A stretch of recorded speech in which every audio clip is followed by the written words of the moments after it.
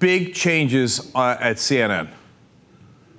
John King is out at 6 o'clock. Oh my God. Okay, finally they realize that they've got a problem at CNN.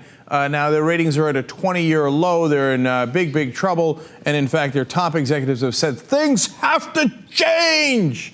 Well, look, John King has been performing very poorly in the ratings for a long time. It makes sense to change him. So who's the new fresh face they're going to bring in for CNN at 6 o'clock? Thank you. Wolf Blitzer. Yes. No. I'm not even kidding. Okay. Now the Situation Room with Wolf Blitzer will be 4 to 7 p.m. And if things keep going this way, Wolf Blitzer will be on 28 hours a day at CNN. Okay, can I send you a memo, please? More Wolf Blitzer is not the answer. He was on for 2 hours already, and you had horrible ratings. How's 3 hours of Wolf going to help you? I hope that it's a transition period for them. But look, changing these faces are irrelevant. They're not getting the memo that the audience is sending them. The audience is saying, we don't want the same plastic robots reading us fake news with your fake neutrality. Democrats said this, Republicans said that, and I'm completely neutral to the truth. That's not the most trusted name in news. They don't trust you anymore. That's why they're leaving. You can get someone even prettier and put them on it. Oh my God. And they, look at this. Or you can get a big name, Piers Morgan. Oh my God, do you know how big he is in the UK or how big he was on a entertainment program on another network? No, it isn't the big names. It isn't the pretty faces. That's not what this is about. It's about they don't trust you anymore. And Wolf Blitzer ain't going to be the answer. And replacing John King with another robot is not going to be the answer. I have nothing against John King. I have nothing against any of their anchors personally. I think they're swell people. I don't know them that much. What I do know, they seem perfectly pleasant. It isn't about that. It's that you've got to report the real news.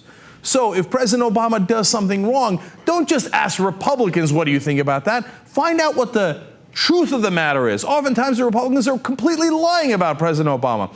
And sometimes they even undersell what President Obama is doing wrong. If the Republicans and the Democrats agree that we should kill U.S. citizens abroad with drone strikes without any trial, that doesn't mean they're right. As an investigative reporting that you should be doing at CNN but are doing almost none of, you should go out there and challenge the government.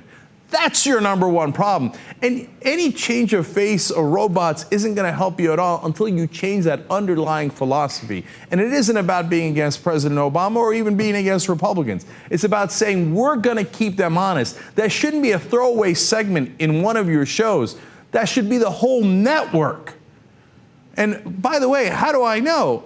The proof is in the pudding. Your numbers are a disaster. Now, you might say, oh, well, you're on Current, and Current's a news station, and what are you talking about ratings for? Look, first of all, we're the number one show on Current. So for what it's worth, okay, we've had some success in this context. Second of all, online, we've got 730 million views out of nowhere. We've got 30 million views a month out of nowhere. Now, that's not to brag. That's to say that, hey, if you actually give real news to people, they go, hey, you know what? Wow, look at that. They're actually criticizing both parties. They're actually trying to put a check on the government like the media is supposed to do. And that's why we got 1 million people a day watching us online when they said you couldn't get anybody to watch you online. Because it's an oasis. Why is it an oasis? It's because you're a desert. Do you understand, CNN? Any superficial change is not going to help you. You have to have fundamental structural change where you actually serve the job of the press, which is to be a watchdog against the government.